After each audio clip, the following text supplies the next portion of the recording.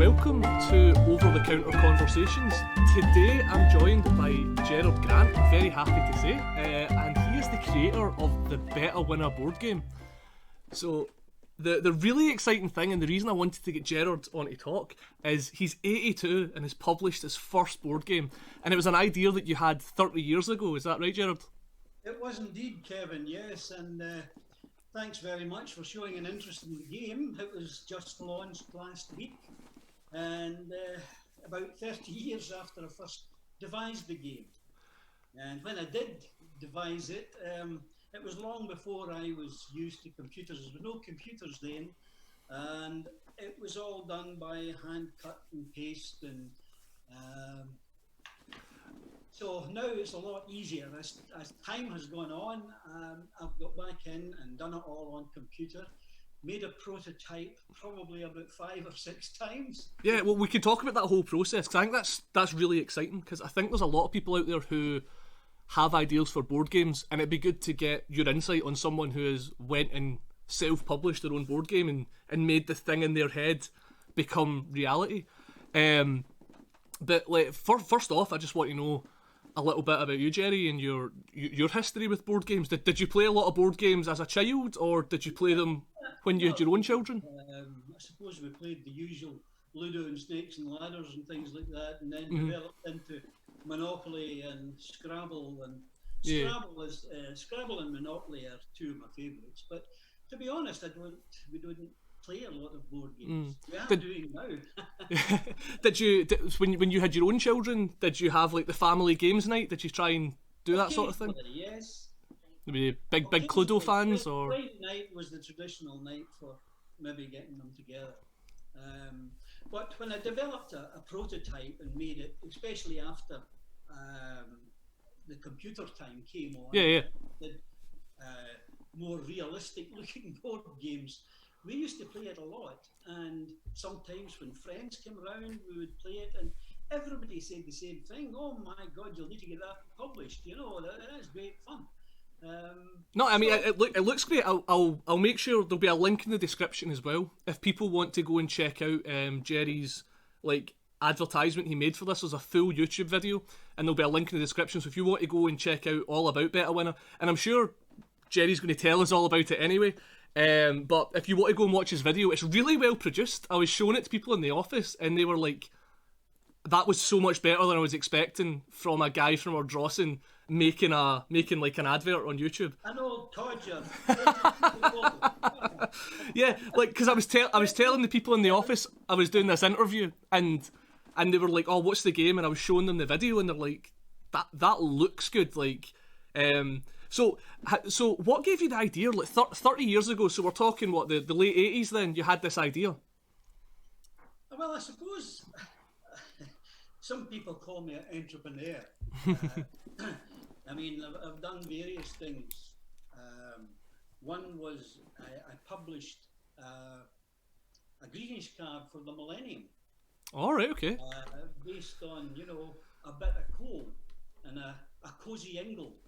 Right, okay. Langmaker Lumbriek, and I published 10,000 of those. The unfortunate thing was when I went to the wholesalers, it was too late in the year. It was about August or September. Right, okay. All our Christmas stuff is done. Anyway, I did 10,000 of them, and I also did canvas Hessian bags with a piece of coal. Right, okay. Yeah, and that's a tradition that's got lost as well. Like, my friend I went to high school with, his mum loves getting a lump of coal at New Year, and I've been doing that for the last like 15 years. I go round to Angela's house and give her a lump of coal because I know she appreciates it, and these traditions are just getting lost over time. Actually, the Sunday Post is a good medium for advertising something like that. So I put the details, the press release, to the Sunday Post, and my phone was inundated that weekend. Calls from England, Scotland, Ireland, all over, and I sent out, we sold most of the 10,000. That's really good. That's good. And in fact, Ken Bruce on Radio 2 would have his changeover with Terry Wogan. Right, okay, yeah. and somebody sent Ken Bruce one of these cards, and they were talking about the old Scottish tradition and everything else. Yeah. That was just one of my. No. Again, it's awesome to hear because this is a spotlight on you. I want to introduce you to Glasgow board game, and I want people to be like, look at this guy and look what he's doing. So I think it's awesome that you're bringing all these stories. But again, like I'm saying, that's 2000. I mean, I was alive in the millennium. I wasn't alive in the late 80s. So I'm interested to hear what was going on in. When did you have the idea? 88, 89, I think I read in the Ardrossan Gazette. I had the idea in the 80s sometime. Yeah. So what was going on with you in the 80s that you thought? Just an idea I had, and I thought this would be a good board game, because traditional board games almost entirely are dependent on the throw of a dice. There is no dice involved in this game, which is one of the unique aspects of it, I think. Yeah, no, definitely. So that was that the concept? Did you want to make a board game with no dice, or did it start off as a horse racing game? No, it didn't. It never had dice in it. But I don't know, just something I wanted to do. And as I said, 30 years, but there was years and years when we didn't do anything to it. Yeah. After computers came along, and I was employed in the newspaper industry, and I would do page layouts and various things on the computer. So when that came along, it gave me a lot more scope. Right, okay.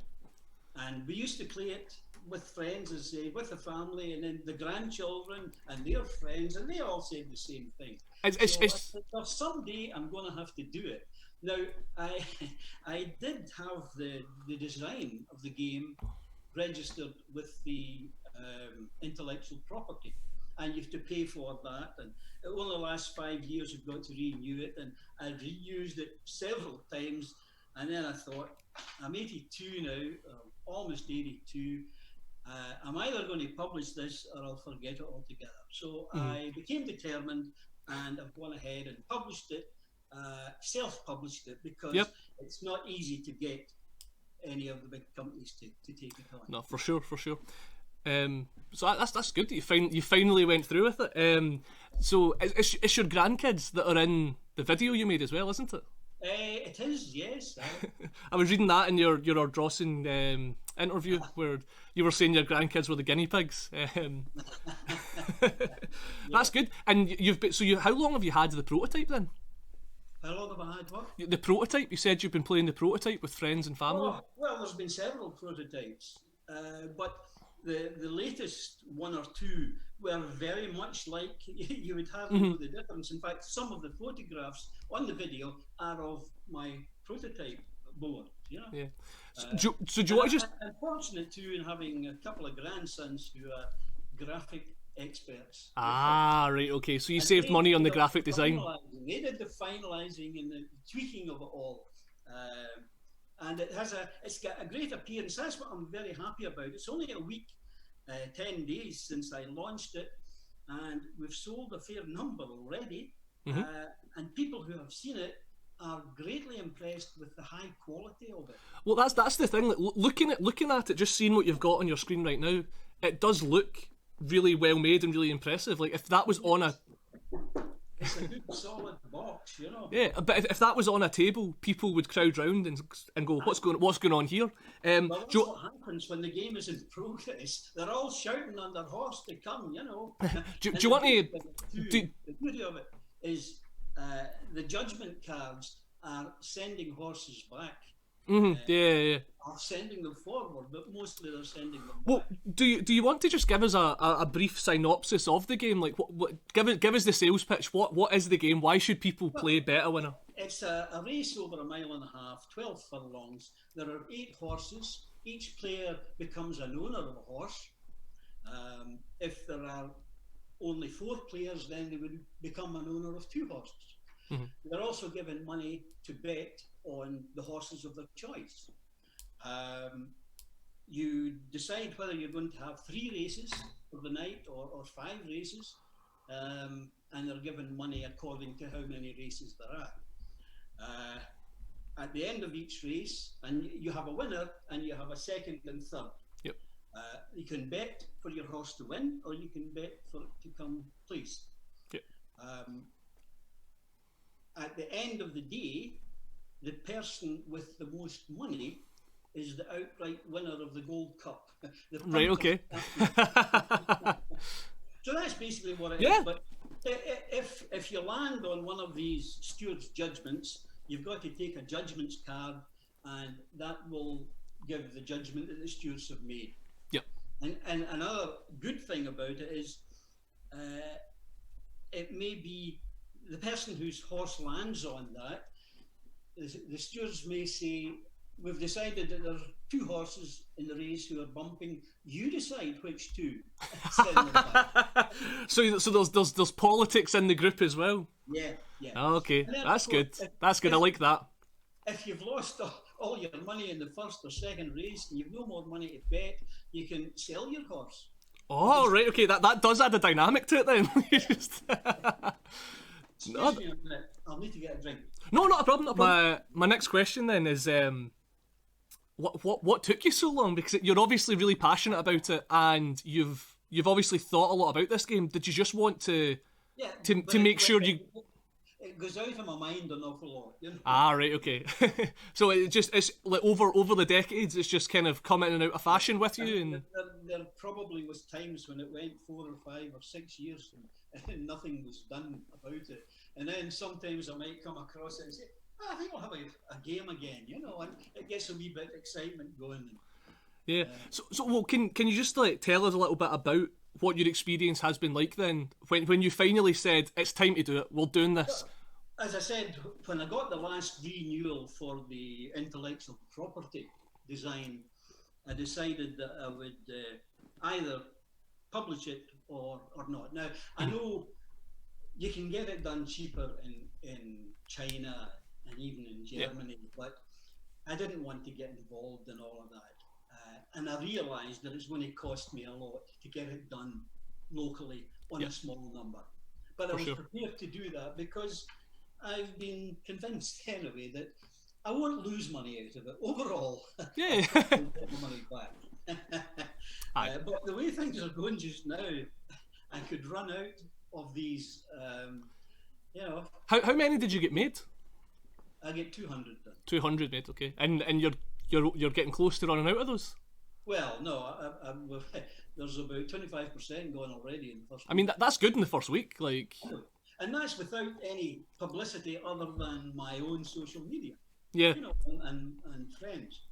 I mean, somebody came to the door yesterday and bought 10 of them. That's fantastic. So where can people find it then? If people are watching this and they want to get a copy, what should they do? Well, email me at betawinna@gmail.com or go onto my Facebook, which is Betawinna Board Game. Right. And so that's really all.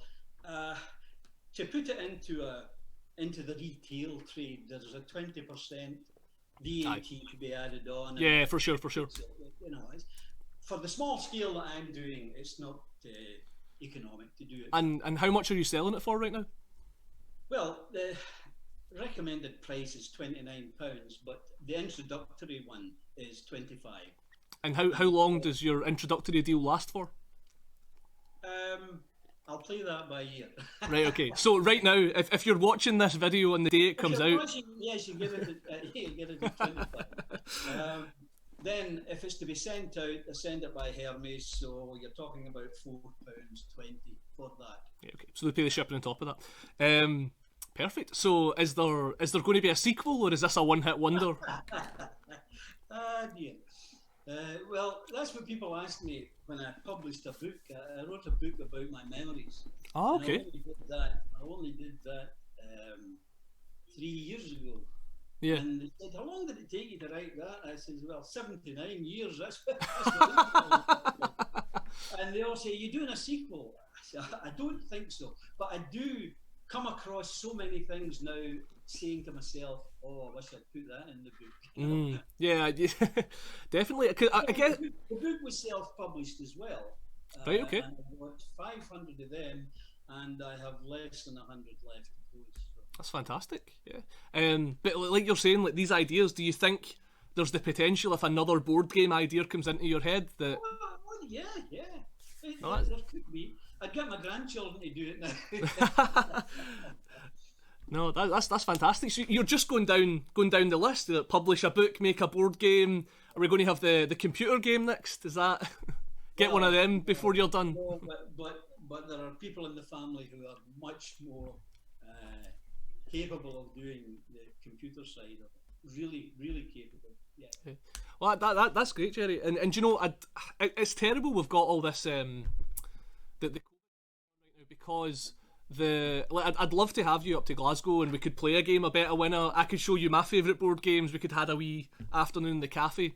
But if this, yeah, hopefully that day comes. I mean, but, my dream, this is my real dream, that I can get it to the attention of the big boys. Yeah. And if they were to see the video, see the game, then they might feel that there is potential for this, even on a global scale. Yeah. You're going to sell out. There are people in Japan and China and Australia and all over who are very interested in horse racing. And for sure, yeah, definitely. If I got a wee royalty on them, I'd be very happy. No, you need to, once the conventions start up again, you'll need to get on the convention circuit. That's the thing. When I decided that I was going to either go ahead with it, I made the prototype or refined it a bit, and I went to the tabletop exhibition in Perth. Oh, were you there? I was there last. I've been there for the last 3 years. That's awesome. I was there last year. Mm. Yeah. I was totally amazed at the number of people who were interested in board games. You know. Yeah.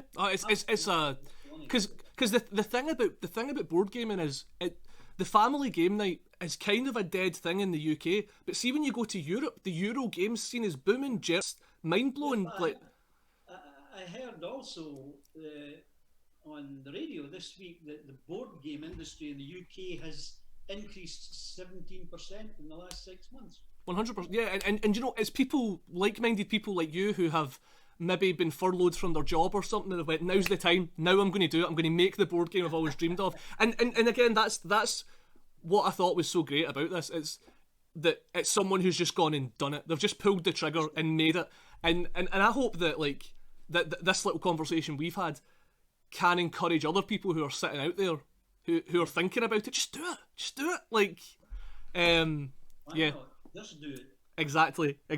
So, just before we wrap up, do you want to just remind people again where they can find you? Well, they can find me on my Facebook page, which is Betawinna Board Game, and Betawinna is Betawinna, Betawinna Board Game on Facebook, or my email, which is betawinna@gmail.com. And they can place orders on the Facebook or via email? Place orders, or I might then ask for their phone number or give them mine, and we can do it over the phone. That's it's amazing. I love the old school nature of it. Just the publisher of the game phones you and like gets it sent out to you. Well, actually, I sent one to Ireland, and they asked that I sign the box. So I did that for them. Yeah. Did you sign a lot of your books as well? Oh yeah, actually, I was born in Airdrie, and that's what the book was mostly about in the 1940s. And I did the book launch at Airdrie Library. That's fantastic. There was over 60 at the book launch. They said they'd never had anything like that. And she's had me back 2 or 3 times to give talks about the book. You know. That's amazing, Jerry. But yeah, thank you for coming and talking to me. Again, I just love having these conversations with anyone who loves board games and anyone who makes board games, because it's just picking these people's brains. And you've obviously got such a unique story as well, because you're coming at it later in life, whereas a lot of people start tinkering about with it as a teenager and things. So I just, again, I'm in total awe. Well, thanks for for giving me the opportunity to talk No, about it. and again, I just love supporting like Scottish publishers as well. So like we've done this for a couple of people. It's published locally in Urban. Yeah, exactly, and that's what makes it so more exciting as well. Because by supporting Betawinna, people aren't just supporting you; they're also supporting the Irvine Printing Company as well. So it's just supporting more local businesses and small entrepreneurs and stuff. It's awesome. But thank you very much, Gerry. This is recorded on the 22nd of December, so have a lovely time with your family over Christmas. And the same to you. Whatever that's going to look like. Listening. Have a nice time, and after you've had your dinner and Christmas, enjoy a game of Betawinna. Hopefully. Right. Thank you very much, Gerry. I'll talk to you later.